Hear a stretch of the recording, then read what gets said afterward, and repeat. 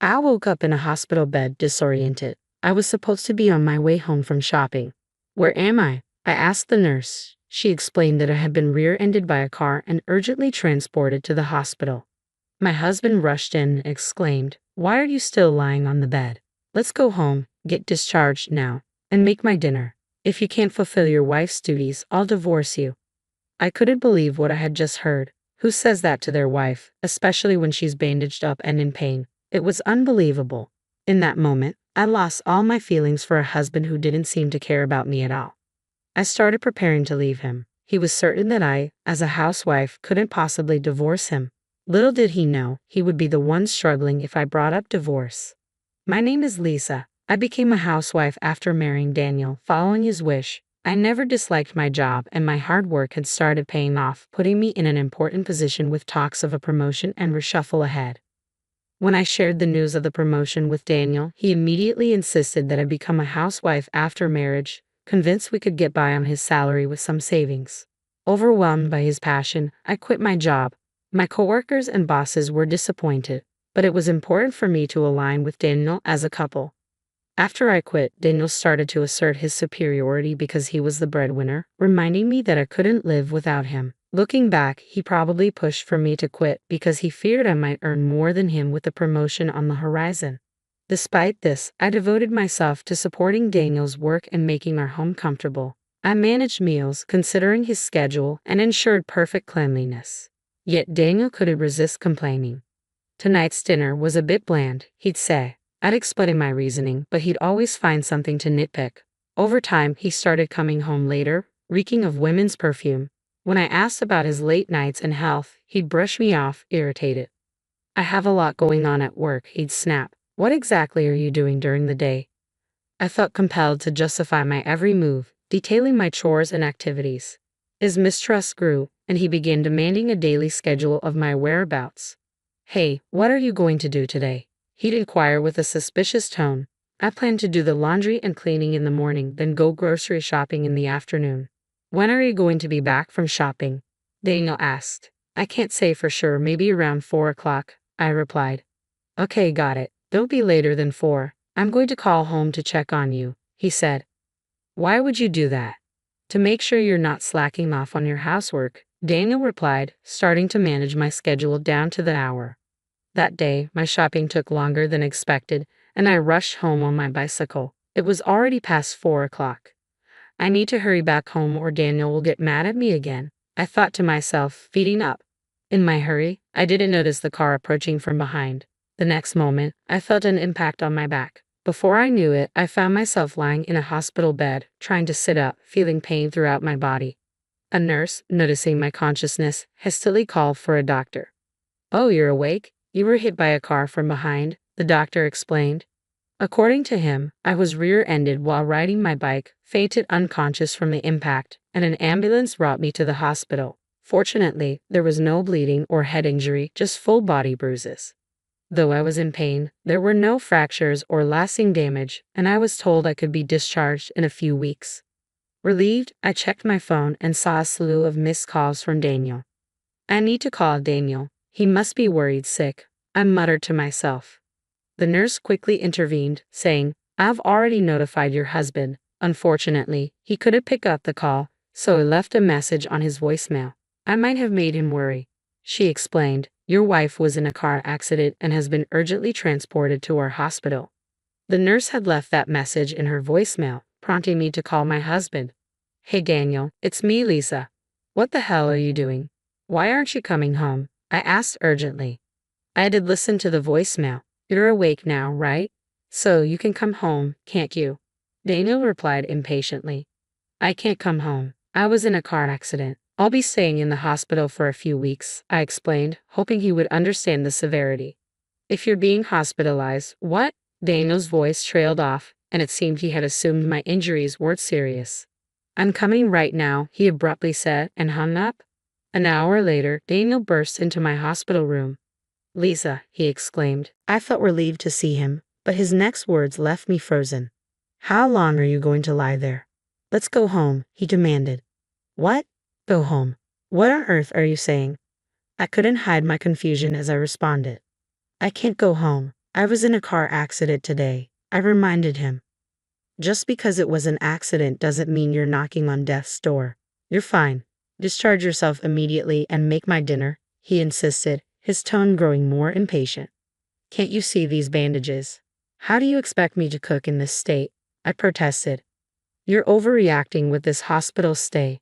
I bet if I hadn't come to fetch you, you'd just be lazily lying on the bed. Here I am, worn out from work, and you won't even cook dinner. That's unacceptable as a wife, Daniel retorted sharply. Look, the hospital says I need to stay for a few weeks. It's not about being lazy, it's about getting necessary treatment, I insisted. Use any excuse you want, but if you think I'll let you off the hook for housework, you're wrong. If this isn't working for you, I'm okay with getting a divorce, Daniel retorted. That's ridiculous. I can't possibly do housework in this state, I argued. Well then, divorce it is, he said coldly.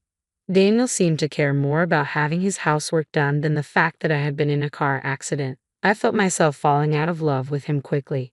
Having discovered his true feelings, I made up my mind on the spot. All right, I said. Hearing this, Daniel smirked, seemingly victorious. That's right, you should understand that my word is law. Seeing me still not trying to move, Daniel started to lose his patience. Hey, how long are you going to keep lying around? Start getting ready to leave. Just as Daniel tried to forcibly get me up, the doctor entered the room. What on earth do you think you're doing? He demanded. I was just about to take her home, Daniel responded. Upon hearing this, the doctor became livid. What nonsense. There's a thorough examination scheduled for tomorrow, so she's not allowed to leave. Hearing this, Daniel scoffed at me. If there's an examination and they'll wait 2 or 3 days, I'll stay at my parents' house in the meantime, so make sure you're home by then. As Daniel left the room, I watched him go with a cold gaze. Then I called my lawyer. I didn't have a single shred of affection left for him. Hello, I would like to proceed with that matter, I said, calling my lawyer from the hospital bed. I continued making a few more phone calls, steadily preparing for what was to come. 3 days later, Daniel called my cell. Lisa, why the hell aren't you home yet? He demanded. Are you back home from your parents' house? I asked. Yeah, I am, he grumbled. The examination's over, isn't it? Then stop lounging around and get back to the chores that have piled up. Daniel didn't even bother to ask me about the medical test results. He didn't seem to care about my health one bit. Daniel, you've been staying at your parents' place all this time, right? I asked calmly. I told you already, didn't I? So what? Did you happen to check the mail sent to your parents' house? I inquired. Mail? What on earth did you send? He asked, sounding confused. Divorce papers, I said. In fact, I had a lawyer send the divorce papers, already signed by me, to Daniel's parents' house. The divorce papers, he repeated, surprised. Why are you surprised? You were the one who said, let's get a divorce, weren't you? I reminded him. Daniel sighed as if mocking me. I never thought you were that stupid. Do you think you can live on your own after divorcing me? Who provides for you? My decision was definitely the right one. I can't start doing house chores right after the accident. I need to take better care of my health. That's why I decided to divorce you, I stated firmly. You think you can make a living after divorcing me? You rushed into this decision. Daniel laughed loudly and then hung up the phone. But Daniel had no idea what was coming next. The following day, his parents rushed to the hospital in a panic. We saw what our son has done. It's terrible, they said as they entered my hospital room, bowing their heads in apology. No, it's not your fault, I replied calmly. You're right, the person who needs to apologize is Daniel himself, my father-in-law said. He immediately called Daniel. Come to the hospital immediately, he ordered. Daniel, not understanding what was going on but hearing the seriousness in his father's voice, arrived in my room within minutes. Dad, what's going on? Why'd you call me here? Daniel complained, only to be berated by his father on the spot. Don't be stupid, you caused a mess. Apologize to Lisa right now. What? What are you talking about? Daniel asked, bewildered. My father-in-law held out the envelope I had sent to their house. This letter, which was delivered to our house, he said. Hearing this, Daniel began to laugh with an air of confidence. Oh, the divorce papers. Lisa went and took my threats seriously and sent me the papers. She wouldn't be able to live without me, yet she's acting so foolishly. The problem is this document here, my father-in-law said, taking out a bill for consolation money from the envelope. Upon seeing it, Daniel's face turned pale. Consolation money? Lisa was the one who sent me the divorce papers. Why should I? Daniel stammered. I'd be the one to pay consolation money. She abandoned her duties as a wife, checks herself into a hospital, and I'm the one who owes consolation money. Daniel protested. Enough with all this, my father-in-law said, his voice filled with suppressed anger. He pulled out photographs and a report from the envelope. These are the evidence of your cheating, and here's the investigator's report. Looking at these, there's no doubt you're in the wrong. I can't believe what you've done. Seeing the photos and the report, Daniel turned pale. Lisa, when did you manage to get all this? I had started to suspect Daniel's cheating when he began coming home late, claiming it was for work. He would return each night smelling of women's perfume. At first, I thought he was just drinking at places frequented by women, but when I discreetly checked his credit card statements, I discovered he was dining at trendy restaurants and buying popular brands loved by young women. It was obvious he was spending money on dates with another woman. His behavior became more blatant over time. He started increasing the frequency of his affairs, finding opportunities during his outdoor work hours and even on weekdays. The detailed checks on my daytime activities were his way of avoiding running into me during his meetings with her. Still, I held on to the hope that he would return to me someday. However, Daniel trampled all over these feelings, showing no concern for me after the accident and treating me like a maid. At that moment, I decided to exact my revenge on him. As soon as Daniel left the hospital room, I took action. I contacted my lawyer and asked him to send the signed divorce papers and the bill for consolation money, which I had prepared in advance, to Daniel's parents' house. Knowing him, he was probably spending time with his mistress instead of going home to his family. My guess was spot on. Unlike my husband, my in-laws are upright people who would never approve of their son's cheating. Sure enough, upon receiving my letter, my father-in-law and his wife were quick to rush to my hospital room. Having learned everything, Daniel stood there in a daze. So, Lisa, you knew about my cheating all along? Yes, of course, I replied, looking at him with icy eyes. You come home smelling like women's perfume, and you lavish your mistress with your credit card.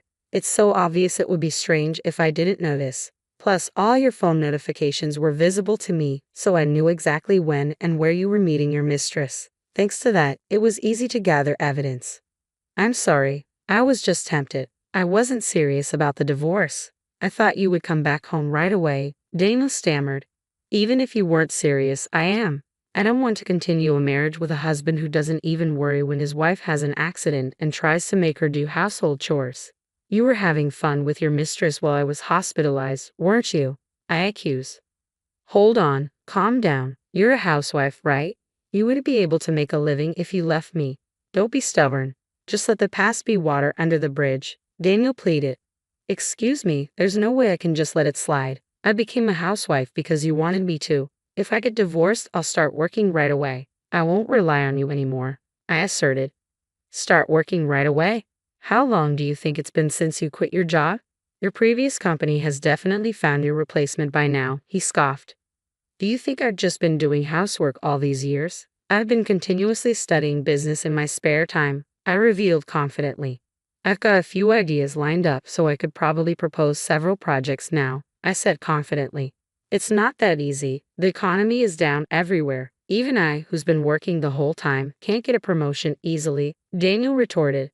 Isn't that because you're incompetent at work? A person who dates their mistress during outdoor work hours has bigger problems than just capability, I shot back. What? What would you know? He snapped.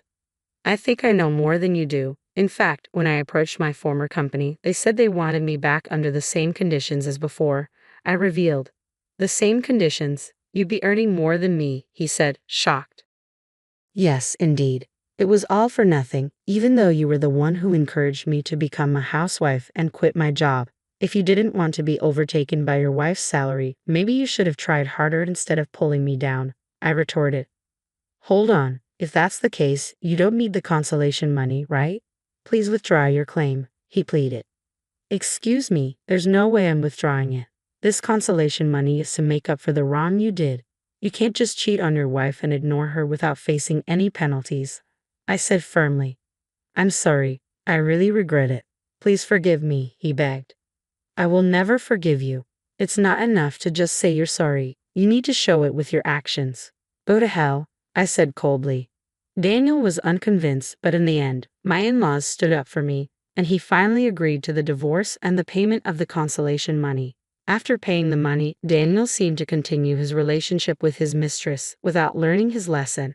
However, it seems his company found out about his frequent dating during outdoor work hours, and he ended up getting demoted and having his salary cut.